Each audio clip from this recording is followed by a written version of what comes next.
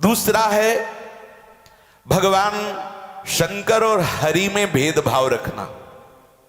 भगवान शंकर और श्री हरि के नाम में और उनके रूप में भेद रखना, बड़े छोटे की भावना करके निंदा। अरे क्या शंकर, ले ऐसे बोल, क्या शिव, अरे शिव, थोड़ा सा परिचय मिल, होश उड़ जाएगा शिव है क्या।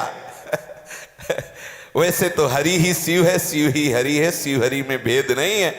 पर यदि आपने कहीं ऐसा अपराध कर दिया कि आपने शिव हरि में भेद करके एक की निंदा कर दी, तो निश्चित दुर्गति हो जाएगी, संभलना मुश्किल हो जाएगा।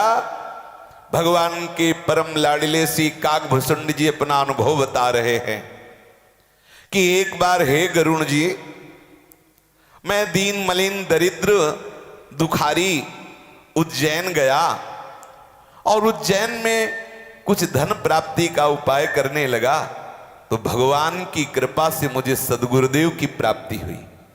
ब्राह्मण कुल में प्रकट, बहुत ही करुणामय, बहुत ही निरंतर भगवान शिव हरि में अभेद भाव करके उपासना में लगे हुए महापुरुष थे हमारे गुरुदेव।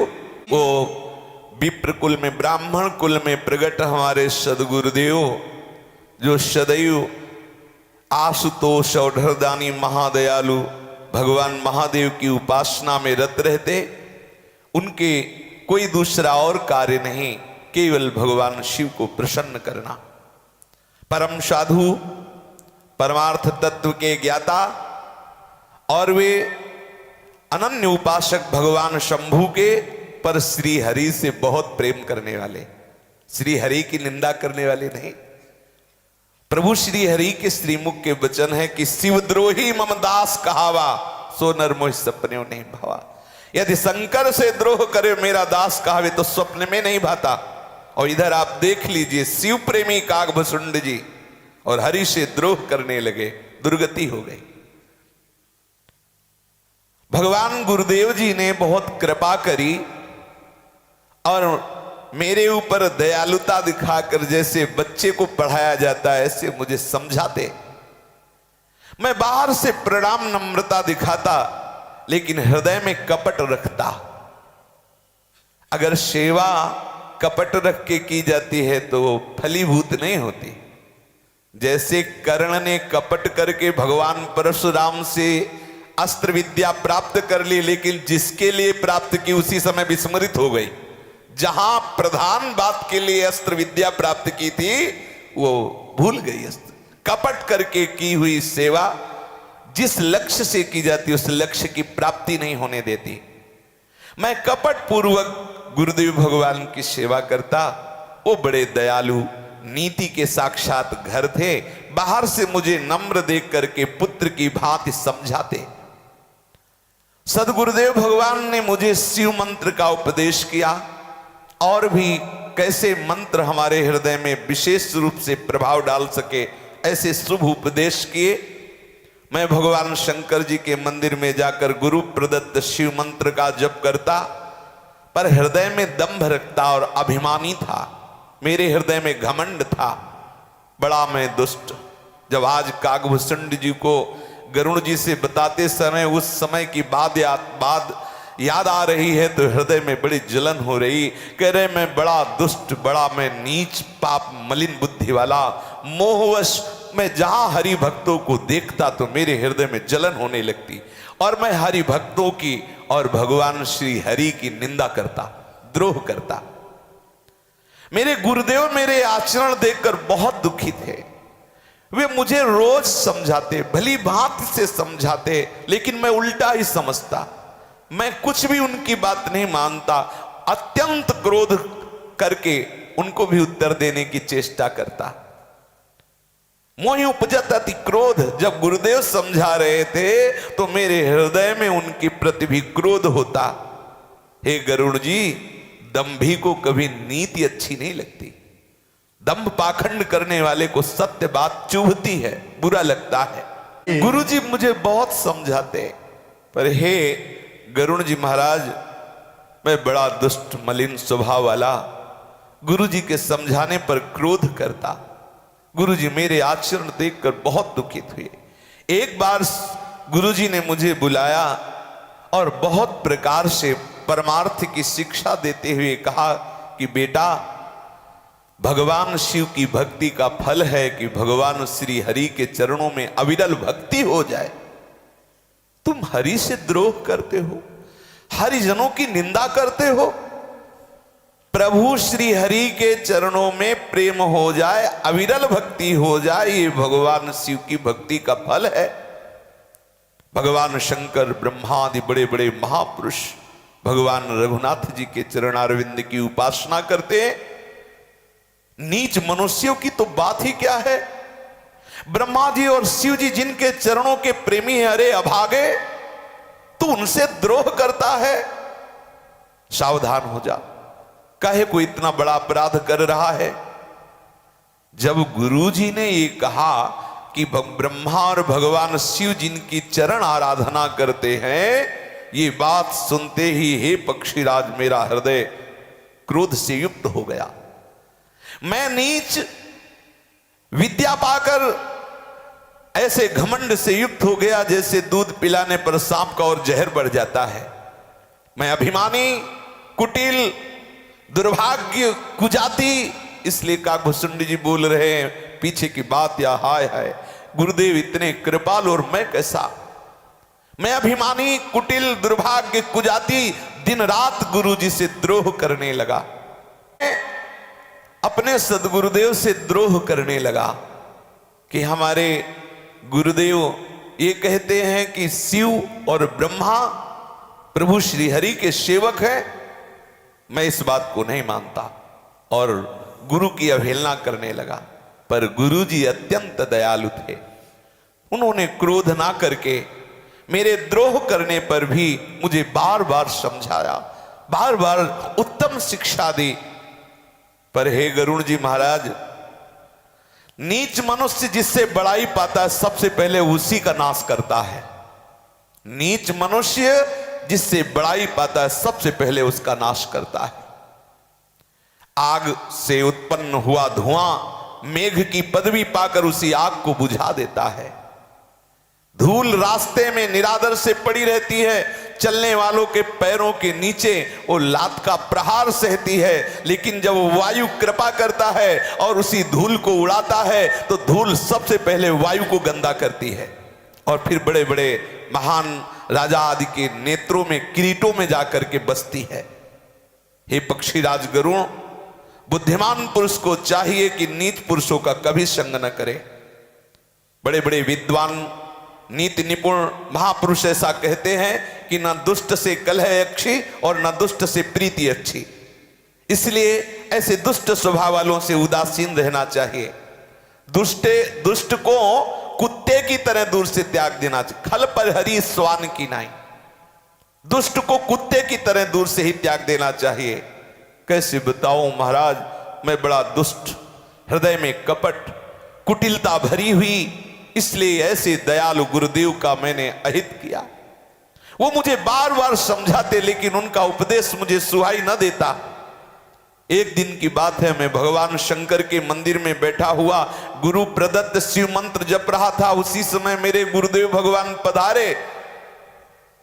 मैं अभिमान के कारण क्या प्रणाम करना है इनको, ना मैं खड़ा हुआ ना उनको प्रणाम किया। सो दयाल नहीं कहे वो कछु, उर न रोस लवलेस, अति अघ गुरु अपमानता, सही नहीं सके महेश। सो दयाल नहीं कहे वो कछु, उर न रोस लवलेस, अति अघ गुरु अपमानता, सही नहीं सके महेश। मेरे आचरण को देखकर दयालु गुरुदेव ने कुछ नहीं कहा।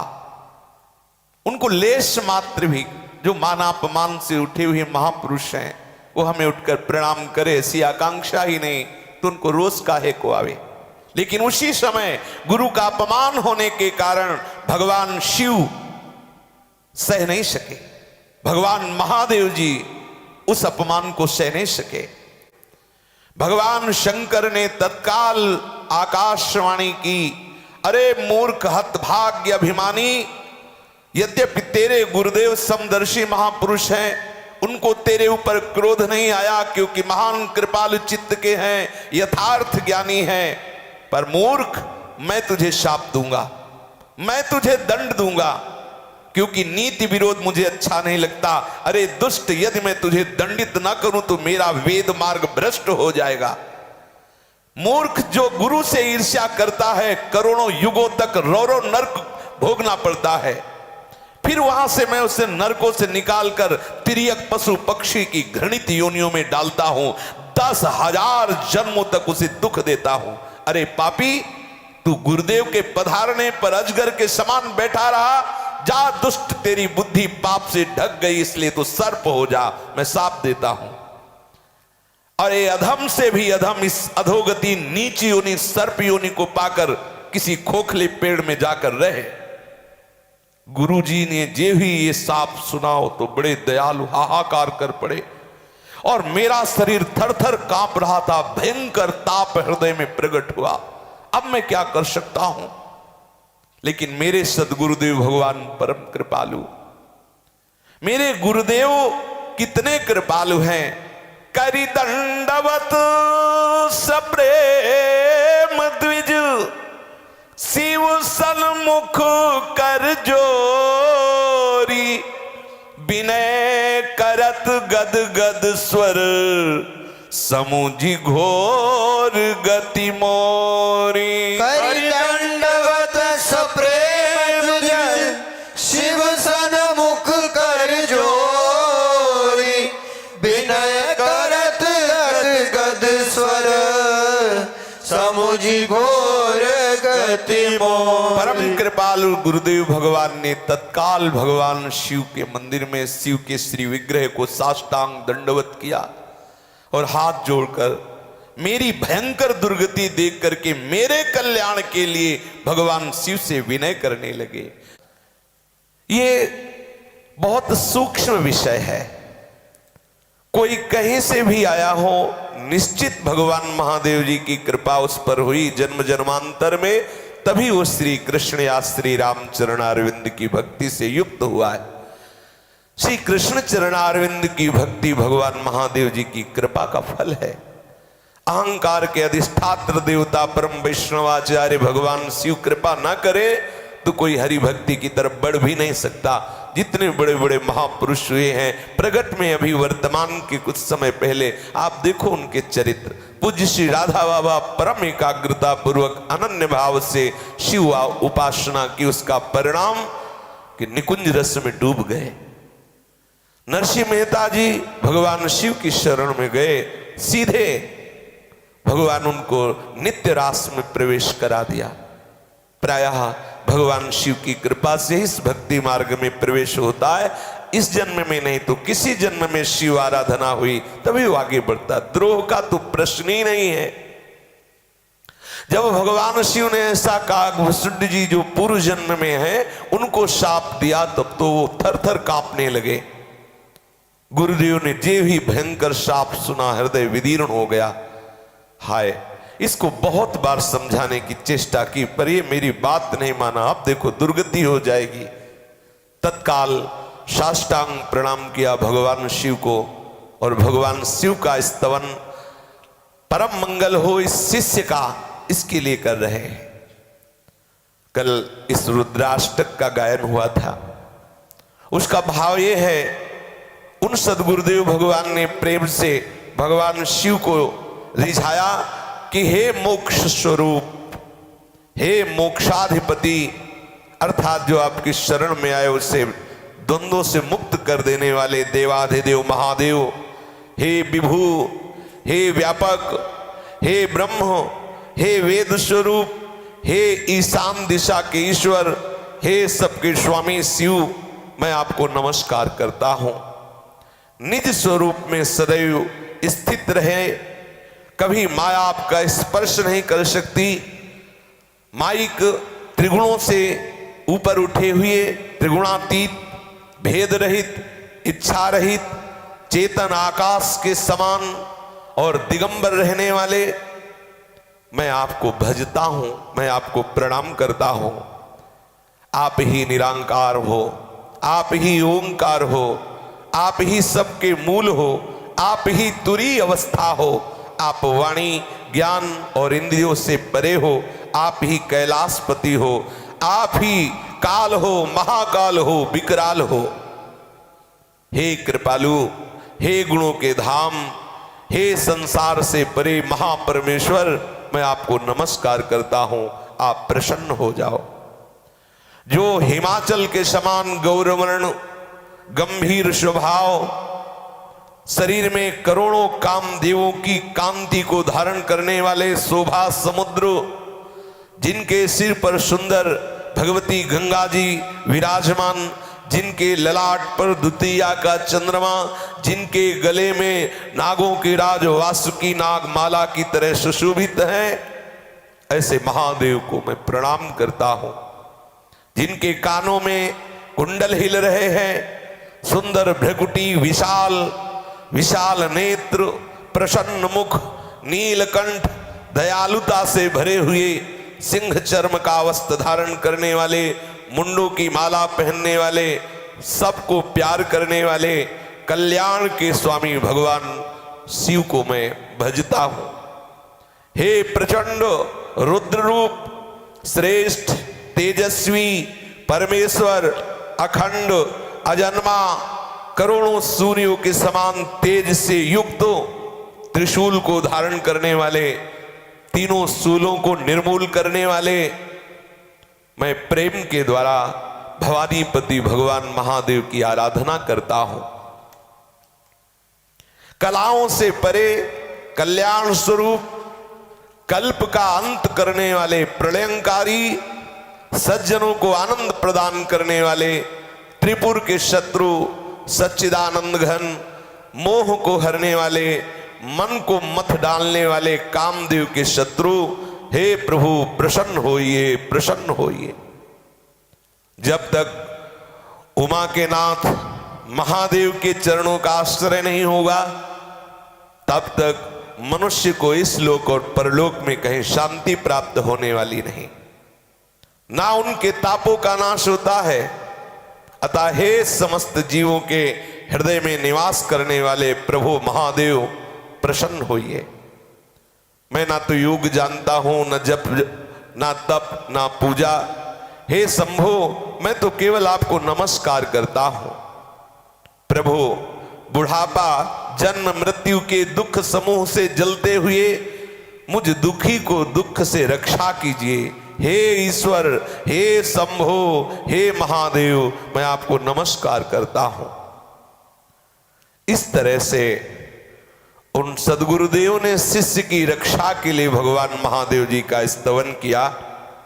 सर्वज्ञ भगवान शिव जी ने जब विनती सुनी, ऐसी दैन्यता और प्रेम भरी उन महामहिमा में परम भागवत ब्राह्मण देव की विनती सुनकर आकाशवाणी हुई, आप वर मांगो, क्या चाहते हो। परम भागवत उन ब्राह्मण देवता ने कहा, हे प्रभु, यदि आप मुझ पर प्रसन्न हैं तो हे नाथ, इस दीन पर स्नेह है तो आप अपने श्री चरणों की अविरल भक्ति प्रदान कीजिए। ये मेरा पहला वर है। दूसरा वर मैं अपनी तरफ से मांग रहा हूं, नाथ मुझे वरदान दीजिए।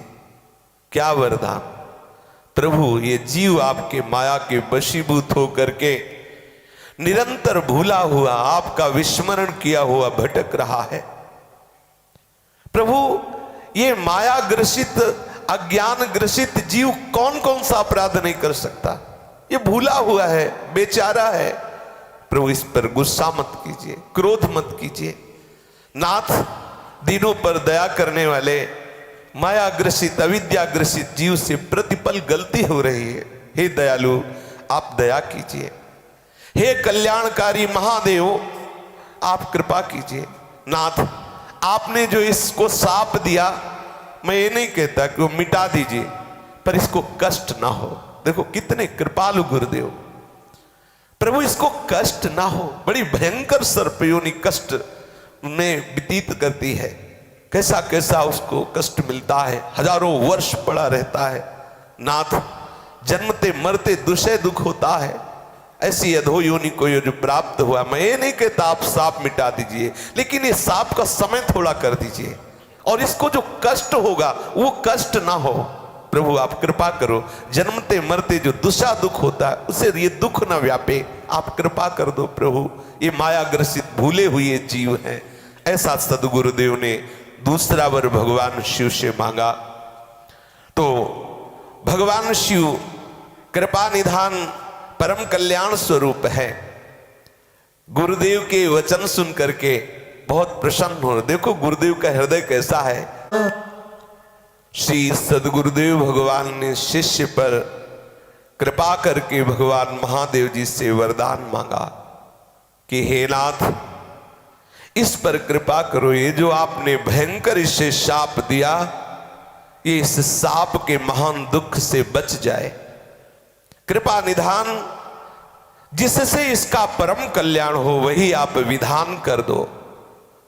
दूसरे के हित से सनी हुई उन परम भागवत महापुरुष की वाणी सुन करके भगवान शिव बोले, एव मस्तु, तुम जैसा चाहते हो ऐसा ही होगा। यद्यपि इसने गुरुद्रोह किया, भयानक पाप है ये,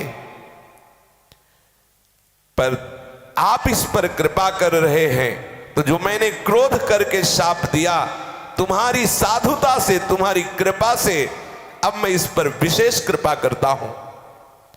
जो क्षमाशील हैं, जो परोपकारी हैं, मैं उनका वैसा ही आदर करता हूं, वैसे ही उनको प्यार करता हूं जैसा मैं प्रभु श्री हरि से करता हूं।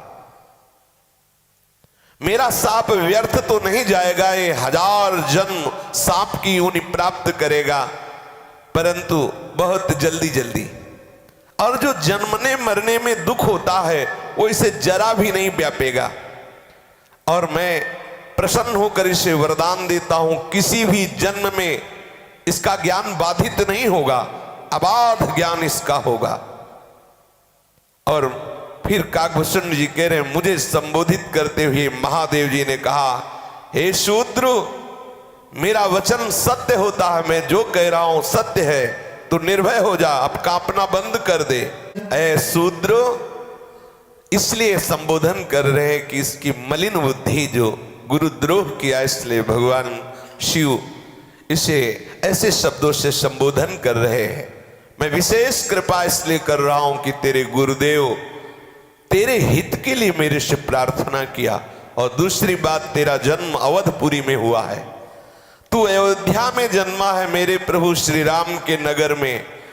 इस संबंध से मैं तुम्हें वरदान देता हूं, जो तुमने मेरी आराधना की, अवध में जन्म हुआ, गुरुदेव ने तेरे हित के लिए प्रसन्नता की, इसलिए मैं तुझे ये वरदान देता हूं कि तेरे हृदय में वो दुर्लभ प्रेम लक्षणा भक्ति प्रभु के चरणारविंद की प्रकट हो जाए। आशुतोष है, ऑर्डर दानी है, कृपा करी, जो अत्यंत दुर्लभ बात है। कह रहे तेरे हृदय में वो अविरल भक्ति, वो अनन्य भक्ति प्रभु श्री राम की प्रकाशित हो जाए। हे भाई, तेरा अवध में जन्म हुआ, मेरे चरणों की आराधना की, तेरे गुरुदेव भी तेरे पर प्रसन्न होकर के तेरे मंगल की भावना कर रहे हैं, इसलिए मैं तुझे वरदान देता हूं, तेरे हृदय में भगवान श्री राम की अखंड अबाध अविरल भक्ति प्रकट हो जाए। अब मेरे वचन ध्यान से सुन ले, कभी भी वैष्णव गुरुदेव का द्रोह मत करना, क्योंकि प्रभु प्रसन्न होते हैं अपने दासों की आराधना से। इसे हरितोषण व्रत कहते हैं। जो भागवत जन है, वैष्णव जन है, संत जन है, ये हरि की प्रसन्नता का विषय है। जो इनकी आराधना करता है, इनकी आराधना से हरि प्रसन्न हो जाते हैं। सच्ची मानिए, बहुत शीघ्र भगवत प्राप्ति का उपाय, भक्त चरण धरि भाव तरत भव सिंधु अगाधा। पर भगवती माया ऐसी है कि हमें इस बात पर टिकने नहीं देती। हमारे हृदय में ऐसी प्रबल श्रद्धा नहीं हो पाती, नहीं तो प्रभु अधीन हो जाते हैं। जो भावे माई जगत भगत भजनी, जो हरि के निज जनों की आराधना करते, बहुत श्री गुण के हृदय का अहंकार नष्ट हो जाता है। अहंकार ही मूल है बंधन, अहंकार ही मूल है। संसति मूल सूल प्रदनाना, सकल शोकदायक अभिमाना। भगवान कृपा करते तब भक्तों का संग मिलता है। अगर भक्त आराधना बन जाए, मन वचन कर्म से भक्त की आज्ञा का पालन करना ही आज्ञा, ये सबसे बड़ी सेवा है। वो जैसा हमें आदेश करे हम वैसे अपने जीवन को बनाए। इसे हरितोषण व्रत कहते हैं। आज से हमारी बात याद रखना, कभी गुरुदेव का अपमान न करना, क्योंकि संत भगवान अनंत का साक्षात स्वरूप है। जाने सो संत अनंत समाना, अनंत और संत में कोई अंतर नहीं, हरि और हरिदासों में कोई भेद नहीं है। ये बात निरंतर ध्यान रखना। कभी किसी वैष्णव, कभी किसी संत का अपमान मत कर देना। इंद्र के वज्र से, मेरे विशाल त्रिशूल से, काल के भयंकर दंड से, श्री हरि के विकराल सुदर्शन चक्र से भी जो मारा ना मरे, वो वैष्णव द्रोह से भस्म हो जाएगा। आहा, यदि कोई इतना महान है कि इंद्र के वज्र से भी और मेरे महादेव के त्रिशूल से भी और काल के दंड से भी, श्री हरि के सुदर्शन चक्र से भी मारा ना मरे, वो ऐसा महान प्रतापी हो और वो भी वैष्णव अपराध करे, संत द्रोह करे तो भस्म हो जाएगा, वो नष्ट हो जाएगा। ऐसा विवेक मन में रखना, ऐसा सदैव सावधानी रखना। तुम्हारे लिए जगत में कुछ दुर्लभ नहीं रहेगा यदि तुम ऐसी भावना रखोगे। मेरा एक आशीर्वाद है कि तुम जहां जाना चाहोगे वहां पहुंच जाओगे, कोई तुम्हें रोक नहीं पाएगा। जिस लोक में जहां जाना चाहोगे, जहां जाने की इच्छा करोगे वहीं पहुंच जाओगे। तुम्हारी अबाध गति होगी, सर्वत्र कोई तुम्हें रोक टोक नहीं। जहां जाना चाहो, जिस लोक में जाना चाहोगे, महादेव है, प्रसन्न हो गए, जाओ, अबाध गति। भगवान शिव के वचन सुनकर गुरु जी प्रसन्न हो गए और कहा तथास्तु, जैसा भगवान शिव कह रहे ऐसा ही हो, तेरा परम मंगल हो। कैसा वात्सल्य समुद्र हृदय है गुरुदेव का, वो अपमान कर रहा है, वो उनको कहां पहुंचा दिए। करत जे अनसहन निंदक तिन्हु पै अनुग्रह करो। भगवान शिव के चरणों को हृदय में रख करके सदगुरुदेव भगवान तथास्तु ऐसा ही हो कहकर चले गए। हे गरुड़ जी महाराज, काल की प्रेरणा से मेरा शरीर छूटा और मैं विंध्याचल में जाकर भयंकर सर्प हुआ। फिर कुछ काल बीतने पर बिना कष्ट भोगे मेरा शरीर सर्प का छूटा, क्योंकि 1000 बार सर्प की योनि धारण करने का महादेव जी ने शाप दिया था। तो बिना परिश्रम के हमारा शरीर छूट जाता और पुनः नया शरीर मिलता। जैसे कोई पुराना वस्त्र उतार करके नया वस्त्र पहन लेता है, उससे कोई कष्ट नहीं होता, ऐसे ही हमारे सर्प योनि बार बार प्राप्त होती और छूटती। जो जन्मने मरने में महान दुख होता है वो मुझे प्राप्त ना होता। भगवान शिव ने वेद की मर्यादा की रक्षा की और मैंने क्लेश भी नहीं पाया। इस प्रकार से हे पक्षीराज गरुड़ जी महाराज, मैंने बहुत से शरीर धारण किए। भगवान सदगुरुदेव की कृपा से, भगवान महादेव के वरदान से मेरा ज्ञान अबाध है, मुझे दिखाई देता है अनंत जन्मों की बात, हर एक जन्म की बात, हर एक लोक की बात ऐसे प्रत्यक्षवत दिखाई देती है। पर आपको कैसे बताऊं, जिस योनि में मैं जाता मेरा हृदय जलता कि ऐसे करुणा सिंधु गुरुदेव की अवहेलना की, अपमान किया। त्रिजग देव नर जोई तनु धरऊं, ताहा ताहा राम भजन अनुसरूं।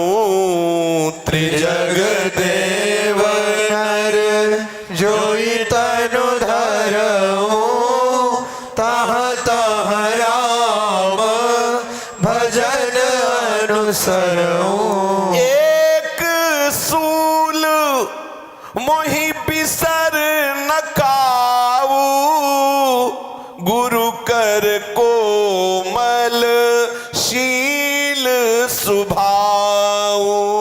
एक सूल मोहि बिसर न काऊ, गुरु कर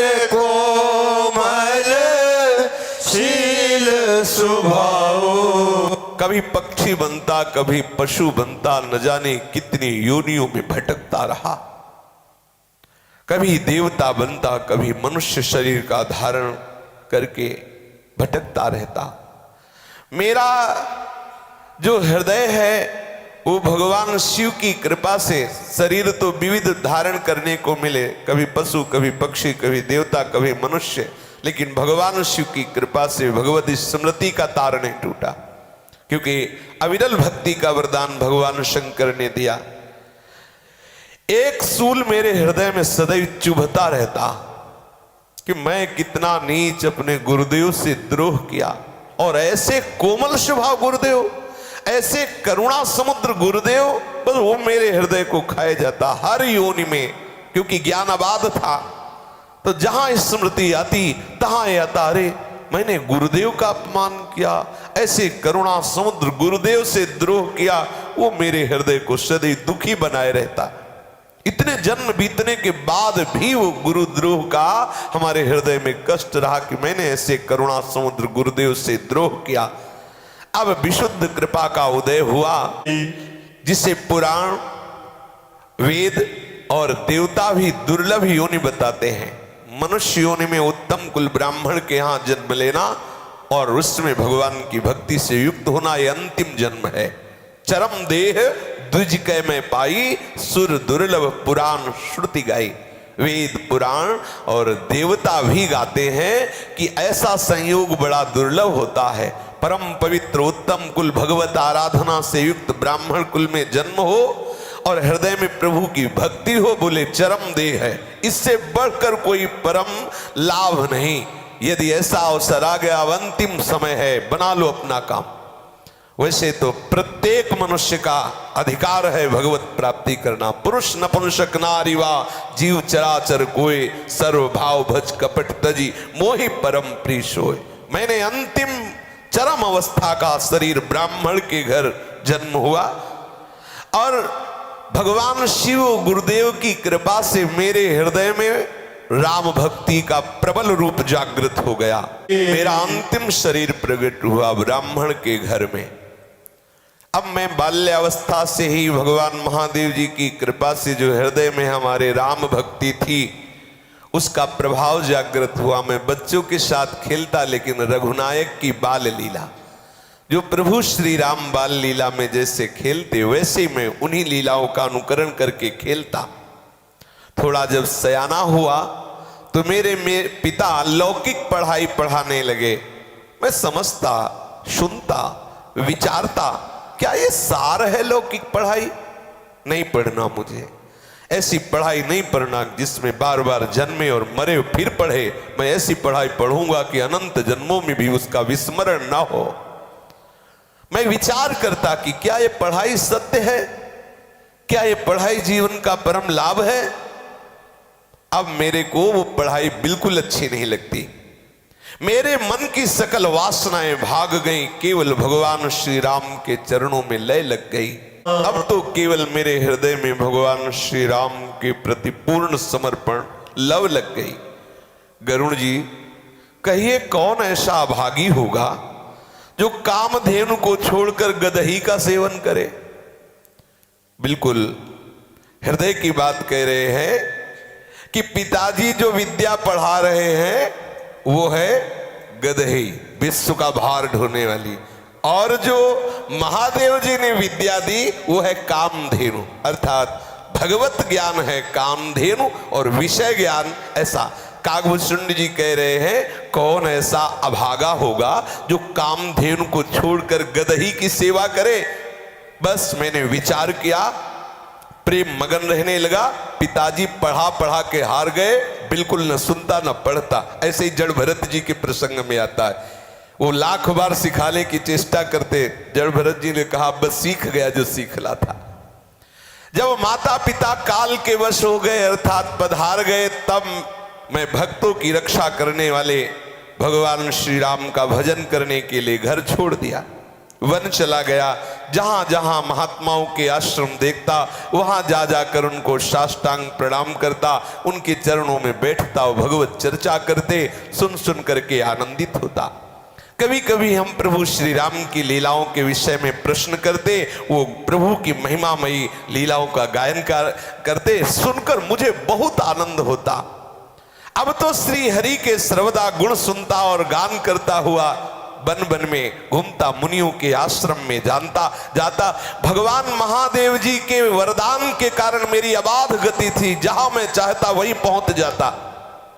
जहां जहां भाव के ब्रह्मलोक पहुंच गया, ब्रह्मलोक। कोई वाहन की भी जरूरत नहीं है। मेरे हृदय की ये 3 विशेष जो बंधन की वृत्तियां हैं वो नष्ट हो गई भगवत चरणारविंद के अखंड चिंतन से। ये जो कंचन कामिनी कीर्ति की ऐषणा है, वित्तैषणा, पुत्रैषणा, लोकैषणा, भगवत का निरंतर चिंतन तैल धारावत करने के प्रभाव से तीनों वासनाएं नष्ट हो गई। ये प्रबल वासनाएं गहरी खाई हैं। किसी न किसी खाई में कोई साधक गिर जाता है, वहीं पड़ा रहता है, कोई कंचन में, कोई कामिनी में, कोई कीर्ति में। ये प्रबल वो खाई हैं जहां से कोई वीर बहादुर ही निकल पाता। वही वीर बहादुर है जो एक क्षण भी भगवत विस्मरण नहीं होने देता। बस एक हृदय में लालसा लग गई, कैसे प्रभु के चरणों का साक्षात दर्शन करूं। मैं अपना जन्म तभी सफल मानूंगा जब इन नेत्रों से अपने प्रभु को देखूं। जिस मुनीश्वर के पास जाता वो हमें सर्वम खलमिदम ब्रह्म का सूत्र देता। मैं कहता ये बाद में देखूं, पहले मुझे दर्शन होना चाहिए। मेरे हृदय में बस एक ही मांग पैदा हो गई, मैं नेत्र भर कर प्रभु के चरणारविंद का साक्षात दर्शन करना चाहता हूं। गुरु जी के वचनों का स्मरण करके मेरा मन श्री रामचंद्र जी के चरणों में लग गया।